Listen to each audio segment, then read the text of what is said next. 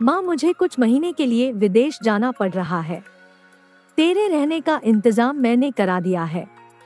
तकरीबन 32 साल के अविवाहित डॉक्टर सुदीप ने देर रात घर में घुसते ही कहा, बेटा, तेरा विदेश जाना जरूरी है क्या? माँ की आवाज में चिंता और घबराहट झलक रही थी। माँ, मुझे इंग्लैंड जाकर कुछ रिसर्च करनी है। वैसे भी कुछ ही महीनों की तो बात है, सुदीप ने कहा। जैसी तेरी इच्छा, मरी से आवाज में माँ बोली। सुदीप अपनी माँ प्रभा देवी को पड़ोस वाले शहर में स्थित एक वृद्धा आश्रम में छोड़ आया। वृद्धा आश्रम में आने पर शुरू में हर बुजुर्ग के चेहरे पर जिंदगी के प्रति हताशा और निराशा साफ झलकती थी, पर प्रभा देवी के चेहरे पर वृद्धा आश्रम में आने के बावजूद कोई शिकन तक न थी। एक दिन आश्रम में बैठे कुछ बुजुर्ग आपस में बात कर रहे थे। उनमें 2-3 महिलाएं भी थी। उनमें से एक ने कहा, डॉक्टर का कोई सगा संबंधी नहीं था जो अपनी माँ को यहाँ छोड़ गया। तो वहाँ बैठी एक महिला बोली, प्रभा देवी के पति की मौत जवानी में ही हो गई थी। तब सुदीप कुल 4 साल का था। पति की मौत के बाद प्रभा देवी और उसके बेटे को रहने और खाने के लाले पड़ गए। तब किसी भी रिश्तेदार ने उनकी मदद नहीं की। प्रभा देवी ने लोगों के कपड़े सिल कर अपने बेटे को पढ़ाया। बेटा भी पढ़ने में बहुत तेज था, तभी तो वो डॉक्टर बन सका। वृद्धा आश्रम में करीब 6 महीने गुजर जाने के बाद एक दिन प्रभा देवी ने आश्रम के संचालक राम किशन शर्मा जी के ऑफिस के फोन से अपने बेटे के मोबाइल नंबर पर फोन किया और कहा, सुदीप, तुम हिंदुस्तान आ गए हो या अभी इंग्लैंड में ही हो? माँ, अभी तो मैं इंग्लैंड में ही हूँ, सुदीप का जवाब था। 3-3, 4-4 महीने के अंतराल पर प्रभा देवी सुदीप को फोन करती, उसका एक ही जवाब होता, मैं अभी वही हूँ, जैसे ही अपने देश आऊंगा तुझे बता दूंगा। इस तरह तकरीबन 2 साल गुजर गए। अब तो वृद्धा आश्रम के लोग भी कहने लगे कि देखो कैसा चालाक बेटा निकला, कितने धोखे से अपनी माँ को यहाँ छोड़ गया।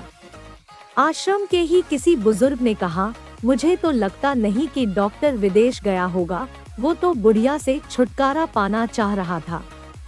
तभी किसी और बुजुर्ग ने कहा, मगर वो तो शादीशुदा भी नहीं था। अरे होगी उसकी कोई गर्लफ्रेंड, जिसने कहा होगा पहले माँ के रहने का अलग इंतजाम करो, तभी मैं तुमसे शादी करूंगी। 2 साल आश्रम में रहने के बाद अब प्रभा देवी को भी अपनी नियति का पता चल गया। बेटे का गम उसे अंदर ही अंदर खाने लगा। वो बुरी तरह टूट गई। 2 साल आश्रम में और रहने के बाद एक दिन प्रभा देवी की मौत हो गई। उसकी मौत पर आश्रम के लोगों ने आश्रम के संचालक शर्मा जी से कहा, इसकी मौत की खबर इसके बेटे को तो दे दो। हमें तो लगता नहीं कि वो विदेश में होगा, वो होगा यहीं कहीं अपने देश में। इसके बेटे को मैं कैसे खबर करूं? उसे मरे तो 3 साल हो गए। शर्मा जी की यह बात सुन वहां पर उपस्थित लोग अचंभित हो गए। उनमें से एक बोला, अगर उसे मरे 3 साल हो गए तो प्रभा देवी से मोबाइल पर कौन बात करता था? वो मोबाइल तो मेरे पास है, जिसमें उसके बेटे की रिकॉर्डेड आवाज है। शर्मा जी बोले, पर ऐसा क्यों? किसी ने पूछा।